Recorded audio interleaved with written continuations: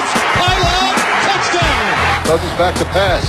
He's going for all of it. Down the right sideline, Jackson there at the 20. He's going all the way. Jackpot Jackson. Touchdown Redskins. Somebody come help me. Okay. They give the ball to Elliott, and he bangs it left guard and through. Touchdown Cowboys. First off, Washington need to get their money back from Josh Norman. Now let's go. He's supposed to be a lockdown corner. You can't even play man-to-man. Come on in. Good day. Welcome into First Take on a Friday. Hope you all had a wonderful Thanksgiving and are still in holiday chill mode because we are about to fire you up. I'm Molly Karam here holding things down in Bristol. Max Kellerman is in Vegas. He's got a fight tomorrow. And Stephen A. is in Philly. Luckily, he still has family around him. Gentlemen, how are we doing today? I mean, you know, terrible that the Cowboys won, but Lomachenko and Walters tomorrow night will make up for it for me. Yeah. Let's just go. Let's just get the show. Oh, Stephen A., you talked a lot. Let's get into it. I know your turkey didn't taste quite as good yesterday as Dallas improves to 10-1. My friend, how about them Cowboys?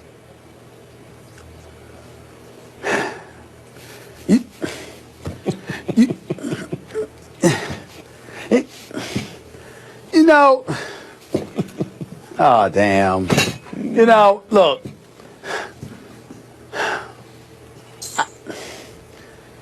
That's all right, man. You know, he can really play. I mean. Yeah. This is the only thing that made it bearable for me. This moment right here made my suffering a little better. Thinking about this. Look, I'm thinking about Dak Prescott, and listen, the numbers weren't that great in terms of 17, 2,495 yards, a touchdown. But watching him evade the rush, watching him audible at the line of scrimmage, watching him pick up blitzes, watching him scamper for one play after another using his wheels, you know, being big, being formidable. I got to give credit where credit is due. You know, listen, I got love for Dak and Ezekiel Elliott. I just can't stand the uniform that they're wearing because I hate their fans. But I got to admit that Dak's a bad boy, man. It's something that is just special about this brother. Having said all of that, let me say this. These Dallas Cowboys did give up 505 yards. I mean, the Redskins are only the fourth team in the NFL since 1940 to have 500-plus yards, not commit a single turnover, and still find a way to lose the game.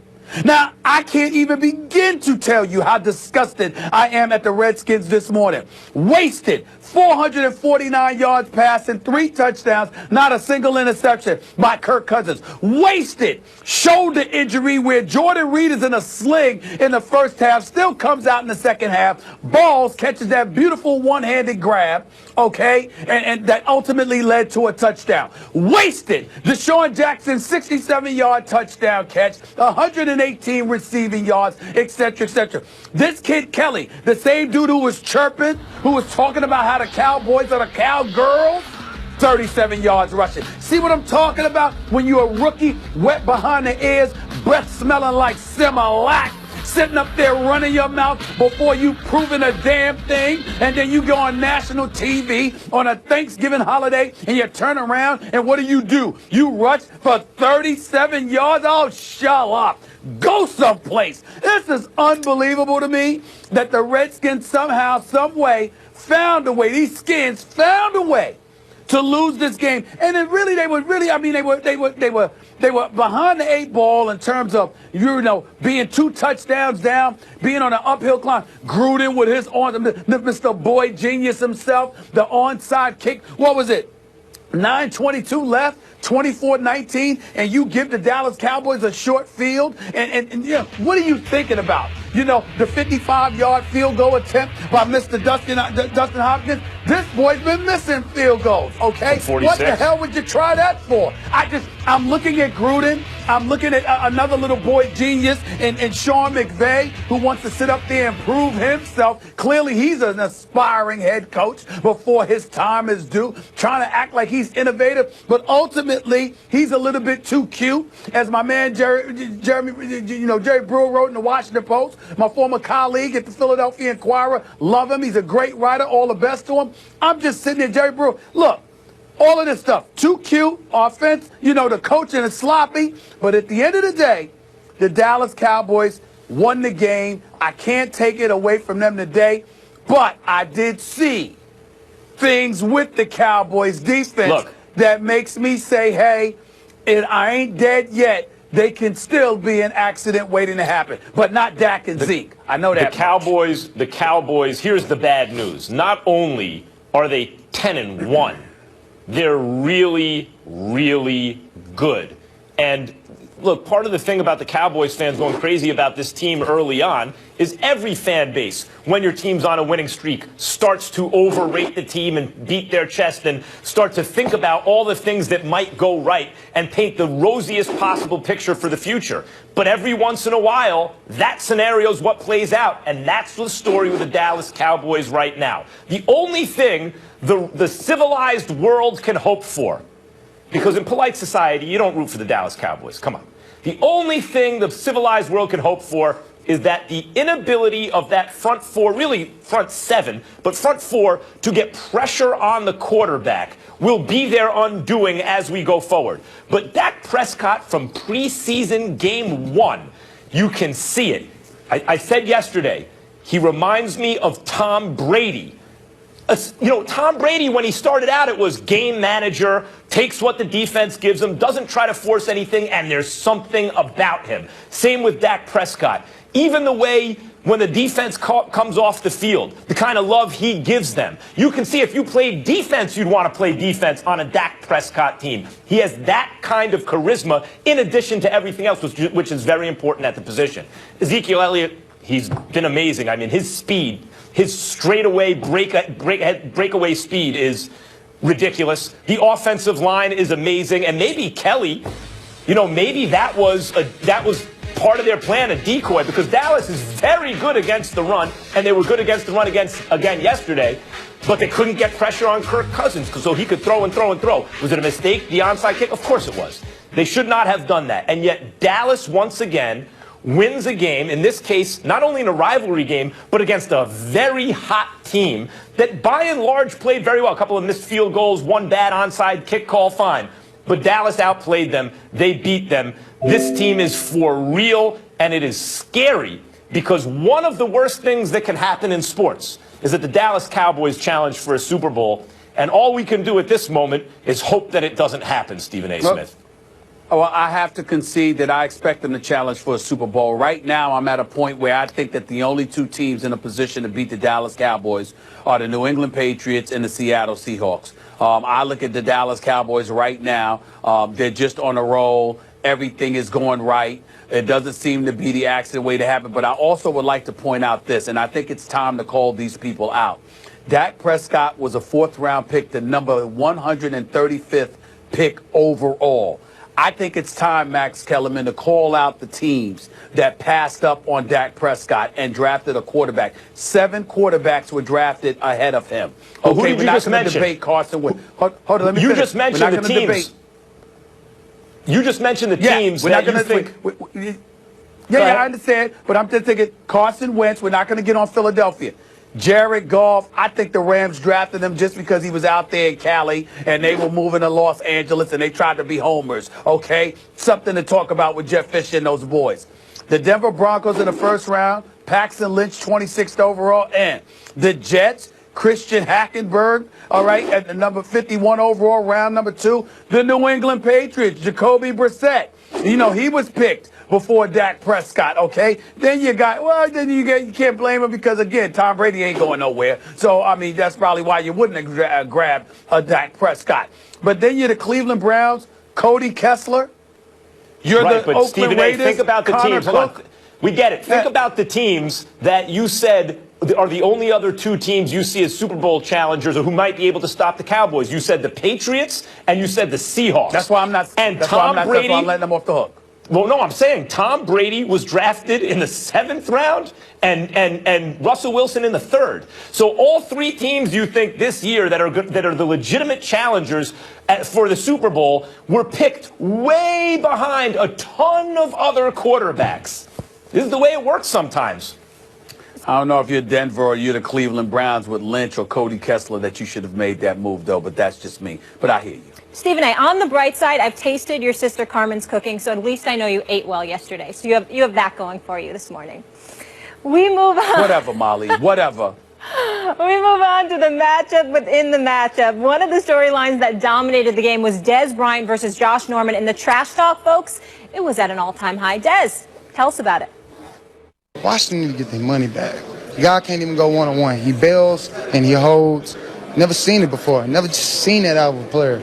I played him 3-4 times now, and those times, I don't even think he broke 30 yards or had any significance on any kind of game.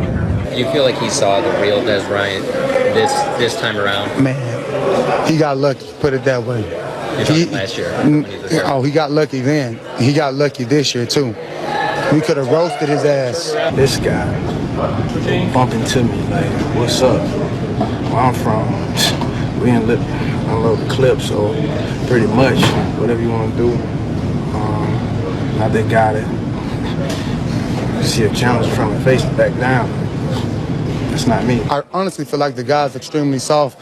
I think he's just a bunch of talk. You know, if he was out and about, I wouldn't dare in my life let him talk to me like that. Max, yesterday was a holiday. Lots of eyeballs on this game. Did they go too far? This is what you love to see, that level of competitiveness. And really, I guess the spilling over, the tipping point where it really boiled over was when Norman's going to congratulate Dak and Dez gets in his face and all this. But it had been going on all game, and this is part of Josh Norman's value. Not the highest draft pick, not the most athletic guy at the position, not considered a shutdown corner, and yet, when he matches up with the other team's top receiver, or even when those two teams play, he manages to get under the guy's skin. Odell Beckham, as I said, last year, burnt him all over the field, like burnt Josh Norman. I don't care what Josh Norman says. We all saw the game. But Beckham started dropping passes. Beckham doesn't drop passes. Why did that happen? Once again, Dez Bryant's team wins the game. And Dez talking about, I'm going to show you all the times that Josh Norman got burnt and this and that. But the bottom line is, it's Dez who seems to be catching feelings behind what happened. Josh Norman is not only an excellent player, he has this ability. He's like a souped-up Cortland Finnegan in this respect. He has this ability to get under the wideout skin, the star wideout skin, to take him out of his game, to make him something usually less than he is. And you got to give it to Norman because that comes from his pure competitiveness. And it's one of the reasons, as much as I dislike the Washington franchise as a Giants fan, that he's one of my favorite players to watch. Not the most talented, but maybe the most competitive. Max Kellerman, I don't disagree with what you're saying, but forgive me if I veer left a little bit and bring up something else. And I'm quite sure, I don't think you missed it or anything like that. My perspective is just different than yours. And I'm quite sure with your level of sensitivity, you'll appreciate where I'm about to go. There's a quote in here where Josh Norman is accusing Dez Bryant of telling him after the game, where I'm from, we unload the clip. Now, let me tell you something. As a black man in America, particularly seeing what has transpired in the streets of Chicago over the last several years, when we're talking about murder after murder after murder that has been taking place and bodies falling by the wayside and lives being lost. And we're talking in an age about police brutality, and we've got folks like Colin Kaepernick before he revealed what a hypocrite he was because of his unwillingness to vote and to exercise and activate himself in the last election, or any election for that matter, because we've learned that he's never registered to vote according to himself. I mean, the fact of the matter is we've got some real serious issues as it pertains to violence in America, and in particular in the black community. And so when you've got two brothers who are unquestionably elite, I know both of them, at least a little bit. I consider them both to be really good brothers that I'm incredibly proud of, the things that they've accomplished in their professional careers and beyond. This is not the kind of language we need to be hearing from them. You can't sit up there being elite as you are, being the winners that you are, thinking about your futures and the kind of impact that you're trying to have, not just on the football field, but extending beyond that. And then literally go in front of the media and start echoing stuff like this. Now, I don't know whether it's true or not, because to Des Bryant's credit, he categorically denied that he had said what Josh Norman said he said. But if he is wrong, if he's lying, if he did say that, it's wrong, and we need to make sure it's clear. He don't need to be saying that to anybody. I'm glad you brought that up, Stephen A. And if you're Josh Norman, you damn sure don't need to be going to the media and telling the media that he said those words to you, because it's not just about you at that particular moment in time. It carries far more weight, and it contributes to the stereotypes that are attached to young black men and what they're willing to resort to in the event that there's some kind of disagreement, where by and large we are law-abiding citizens that don't need to go that route. So I just think it's important that we make sure. I got nothing but love and respect for both of them, Des and Josh. But something like this, first of all, should never be said. And number two, and more, and just as important, if it was said between you two, that's not something you need to be going to the media. That's where I disagree. And telling everybody. I think you're raising a very good point, because that's what jumped out at me too, that comment. I disagree that Norman shouldn't say it if Des said it to him. If he's making it up, obviously that's bad.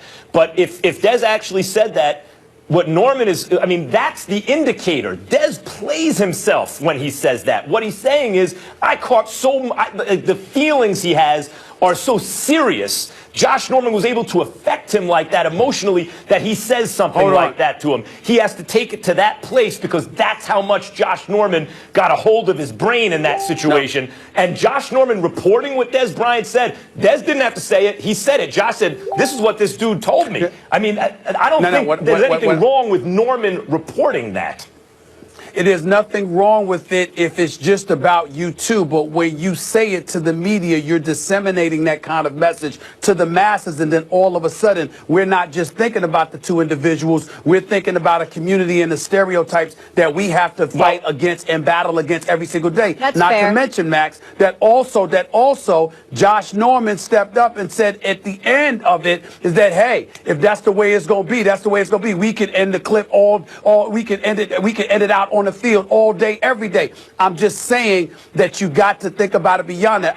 Listen, they're both good brothers, and I understand that we are sitting up here talking about it, and it can be viewed as being taken out of context. But it's important that they understand that the reason that I brought it up, the reason that I'm mentioning it, is because I happen to know that there are a bunch of people out there who don't look like us, don't share our culture, that are going to take it the way that I fear they're going to take it, and that's what I think the players need to watch out for.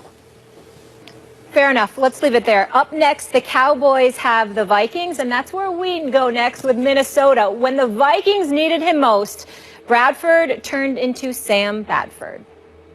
Bradford's got it on third down, sets and throws. It is intercepted. Darius Slay's got it at the 30.